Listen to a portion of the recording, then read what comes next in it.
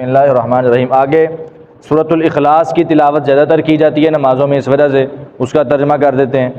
قل، آپ کہہ دیجئے، هو اللہ احد، وہ اللہ ایک ہے، اللہ الصمد، اللہ بے نیاز ہے، لم یلد، نہ اس نے کسی کو جنا، ولم یولد، اور نہ وہ خود جنا گیا، ولم یکن لہ، اور نہیں ہے اس کا کفوا احد، کوئی بھی ہمسر، کوئی ہم پلہ اس کا کوئی نہیں ہے۔ آگے اللہ اکبر، رکوع جاتے وقت پھر دوبارہ ہاتھ اٹھائے جائیں کندھوں کے برابر یا کانوں کی لو کے برابر، ٹھیک ہے۔ صحیح بخاری کی روایت نبی صلی اللہ علیہ وسلم کی، حضرت عبداللہ بن عمر رضی اللہ تعالیٰ عنہما بیان کرتے ہیں کہ نبی صلی اللہ علیہ وسلم کو ہم نے دیکھا کہ آپ نماز شروع کرتے وقت، رکوع جاتے وقت اور رکوع سے اٹھتے وقت رفع الیدین کیا کرتے تھے۔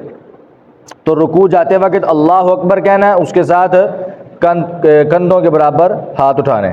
رکوع کرنے کا طریقہ یہ ہے کہ اپنے دونوں ہاتھ گھٹنوں پر اور بازوؤں پر وزن ڈالنا ہے۔ بازوؤں پر وزن ڈالیں گے نا جب، تو خود بخود کمر بھی سیدھی ہو جائے گی اور یہ مضبوطی سے گھٹنوں کو پکڑنا بھی ہے، ٹھیک ہے۔ آپ اپنے ہاتھوں پر اعتماد کرتے تھے، یعنی وزن ڈالتے تھے، بالکل سیدھے بازو اور گھٹنوں کو مضبوطی سے پکڑنا، جو ہے نا وہ کمر بالکل خود بخود سیدھی ہو جائے گی، ٹھیک ہے، یہ چیز ہے۔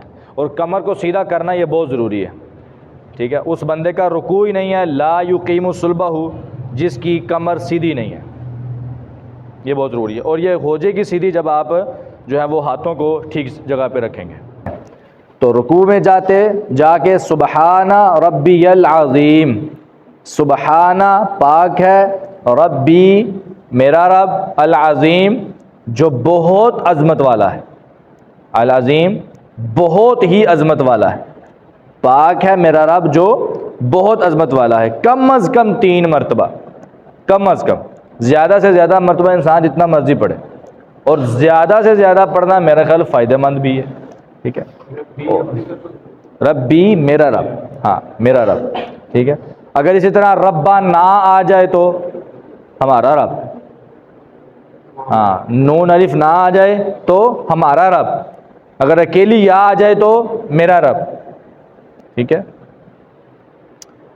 تو کم از کم 3 مرتبہ اس کو پڑھا جائے۔ نبی صلی اللہ علیہ وسلم نے فرمایا وَأَمَّا الرُّكُوعُ فَعَظِّمُوا فِيهِ الرَّبَّ، رکوع کے اندر تم اپنے رب کی عظمت کو زیادہ بیان کیا کرو، رکوع کے اندر اپنے رب کی عظمت کو زیادہ بیان کیا کرو۔ تو ان الفاظ سے اللہ کی عظمت ثابت ہوتی ہے، سبحان ربی العظیم، اس وجہ سے ان الفاظ کو رکوع میں زیادہ پڑھنا چاہیے۔